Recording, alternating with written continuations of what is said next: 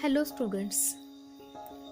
Today we are going to learn 2.1 poem Song of the Open Road, which is written by a well-known poet Walt Whitman.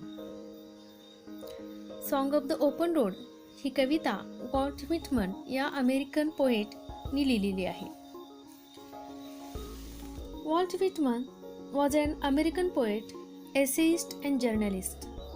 He was born on 31st May 1819 in New York, United States of America. He died on 26th March 1892 in New Jersey, United States of America. Whitman is also known as the father of free verse and is among the most influential poets in America. Song of the Open Road he poem leaves of the grass या कविता संग्रहातून घेतलेली आहे. या कवितेमध्ये कवीची स्वतःविषयीची जाणीव, स्वैर इच्छा आणि हृदयशीलता यांची ओळख होते. जीवनाच्या प्रवासामध्ये प्रत्येकाला शहाणपणाची परीक्षा द्यावी लागते, जी कोणत्याही शाळेत किंवा विद्यापीठात घेतली जात नाही. याचा असलेला साक्षात्कार या कवितेतून दिसतो. हा जीवनरूपी रस्ता गरीब असो वा श्रीमंत यांना वापरावाच लागतो. हा रस्ता जीवनाची चंचलता दाखवतो. काहीतरी नवीन शोधण्यासाठी हा रस्ता प्रत्येकजण चालू शकतो. कवी जीवनामधील मानव व स्थळाविषयी बोलतो, पण कवी एकाच ठिकाणी दीर्घकाळ थांबण्याच्या विरोधामध्ये आहे, मग कितीही आद्रातिथ्य असो. आता कविता पहा. Afoot and light hearted I take to the open road, healthy free the world before me. मुक्त निरोगी जगामध्ये मी एक पाऊल मोकळ्या अंतकरणाने या ओपन रोडवर टाकत आहे. द लॉंग ब्राऊन पाथ, हा लांबलचक तांबड्या मातीचा रस्ता, बिफोर मी, जो माझ्यासमोर आहे. Leading where ever I choose, मला हव्या असणाऱ्या ठिकाणापर्यंत नेतो. असा या ओळींचा अर्थ आहे. पहिली ओळ afoot and light hearted I take to the open road, या ओळीमध्ये इन्व्हर्शन आहे. Second line healthy free the world before me, या ओळीमध्ये सुद्धा फिगर ऑफ स्पीच इन्व्हर्शन आहे. आणि तिसरी ओळ the long brown path before me leading where ever I choose, या ओळीमध्ये अलिटरेशन हे फिगर ऑफ स्पीच आपल्याला दिसून येते. पुढील ओळी पहा. Henceforth I ask not good fortune, I myself am good fortune. यापुढे मी उज्ज्वल भविष्यासाठी विचारणा करणार नाही, कारण मी स्वतःच माझे उज्ज्वल भविष्य आहे. Henceforth I whimper no more, postpone no more, need nothing. Whimper, make a series of low, weak, sad cries, especially with fear and pain. एखादी कुरबुर. तर यापुढे मी कधीही कुरकुरणार नाही, कोणत्याही गोष्टी पोस्टपोन म्हणजे चालढकल करणार नाही. नीड नथिंग म्हणजे आता मला कशाचीही गरज नाही. पुढील ओळ पहा. Done with indoor complaints, libraries, querulous criticism. माझ्या इंडोर कंप्लेंट्स घरगुती तक्रारी, लायब्ररीज ज्ञान आणि क्युरोलस क्रिटिसिझम. क्युरोलस संतापजनक, क्रिटिसिझम टीका. क्युरोलस क्रिटिसिझम संपलेल्या आहेत. Done with indoor complaints, libraries, querulous criticism. माझ्या घरगुती तक्रारी, ज्ञान आणि संतापजनक टीका बंद झालेल्या आहे.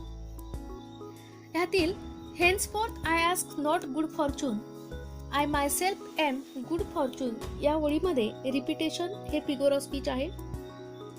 त्याच्या पुढील henceforth I whimper no more, postpone no more, need nothing या ओळीमध्ये क्लायमॅक्स आणि रिपिटेशन हे फिगर ऑफ स्पीच आहे.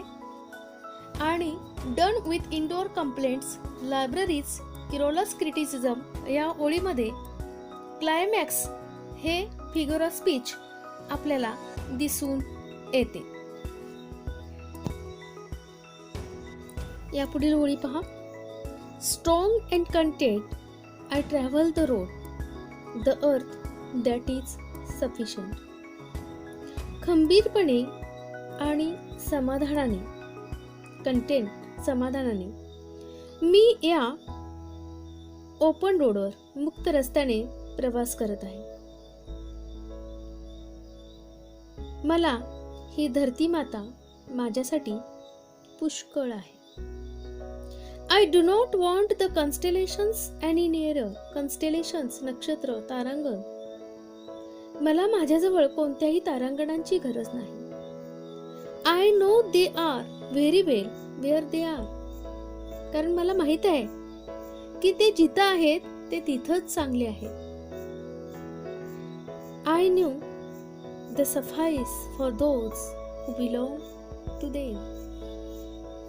मला माहित आहे की हे तारांगण त्यांच्यासाठी पुरेशी आहे की जे त्यांचे स्वामी आहेत, जे त्यांचे मालक आहेत. यातील strong and content I travel the road या ओळीमध्ये इन्व्हर्शन फिगर ऑफ स्पीच आहे. The earth that is sufficient या ओळीमध्ये इन्व्हर्शन फिगर ऑफ स्पीच आहे.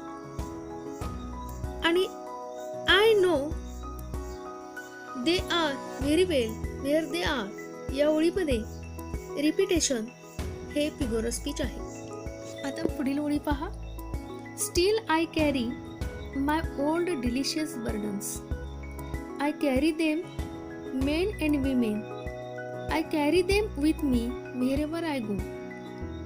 ओल्ड डिलिशियस बर्डन्स म्हणजे sweet memories of the past. आपण काही इन्सिडेंट्स आपल्या जीवनातले विसरत नाही, लक्षात ठेवण्यास आवडतात असे चांगले इन्सिडेंट, आणि त्याला कवी ओल्ड डिलिशियस बर्डन्स म्हणतो. तो पुढे म्हणतो I carry them men and women, I carry them with me wherever I go.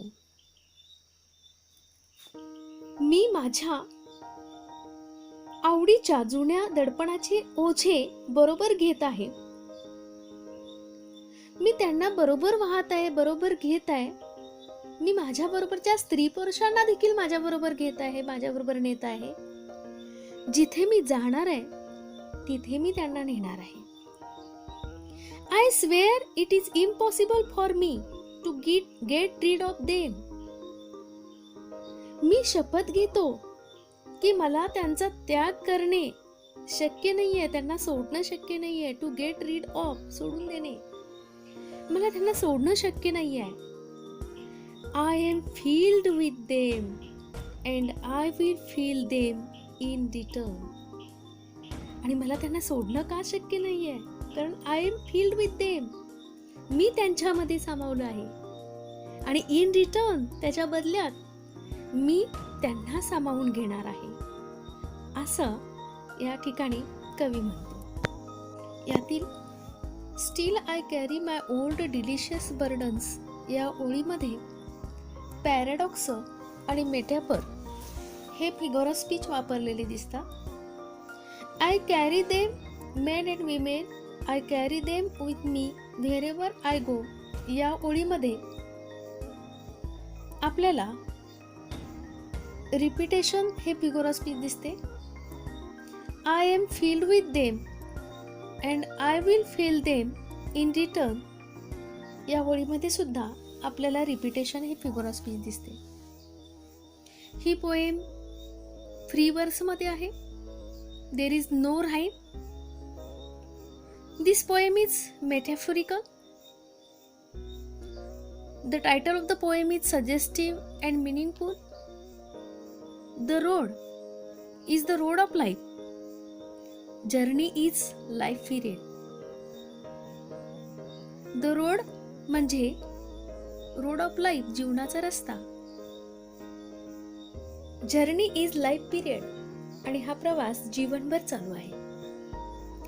You are free to make too many interpretations, आणि मग ह्या जीवनाच्या रस्त्यामध्ये अनेक गोष्टी तुम्ही अनुभवता. या पोएम मध्ये पोएटने फिगरेटिव्ह लँग्वेज वापरली आहे. Climax, inversion, metaphor, repetition, paradox या फिगर ऑफ स्पीचमुळे पोएमला अतिशय सुंदर ब्युटी प्राप्त झालेली दिसते. The poem is readable, inspiring and motivational. Here the poet is not ready to stay in one place, although his sweet memories are with that place. Poet एका ठिकाणी थांबायला तयार नाहीये, ज्या ठिकाणी त्याच्या स्वीट मेमरीज आहेत तरी देखील. कारण he is worshipper of freedom, he has democratic approach. कारण तो फ्रीडम ह्या गोष्टीला मानतो, पण स्वीट मेमरीज आपल्या बरोबर नेणार आहे. अशा पद्धतीने ही पोएम आपल्याला इन्स्पायरिंग आहे.